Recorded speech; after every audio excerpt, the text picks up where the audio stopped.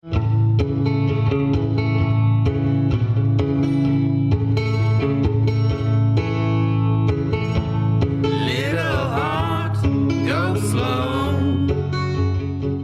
the approach to recording Swim Down Low was usually I try and see if I've got the songs together, and there was a lot of collaboration with songwriting for this album. So I had a collection of songs I wanted to look at, and then I booked the studio.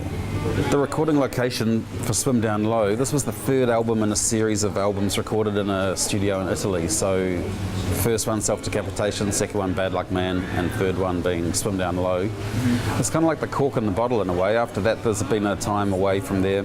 But at the time, that was the studio of choice for me to record in. I don't know if you make an album, if you look at it like you're happy with it. It's like something you go through, and at the end of it, it doesn't come into the happy or sad category. There's no moral kind of, there's not that kind of emotional response to it.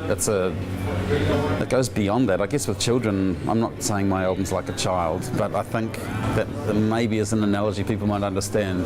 You don't love or hate them.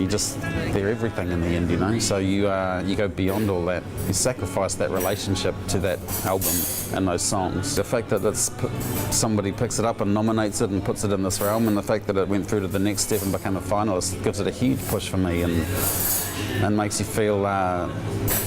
It helps you reevaluate your relationship to the album. Obviously, it's not the reason I made the record, but it's really fantastic to have it as a some kind of we think it's here, and you might be, oh wow, they put it on this pedestal, without you doing it yourself. You do a lot of promotion yourself, and you push a lot, and you try and get things into a certain spotlight with your own work, but when it gets there of its own value, that's really something else. That's great. I know quite a lot of the people who are in the finals, so to say who I think would win might be a bit telling. I think it's great that there's such strong female presence this year. There's really entry-level and mid-level and top rung, all in a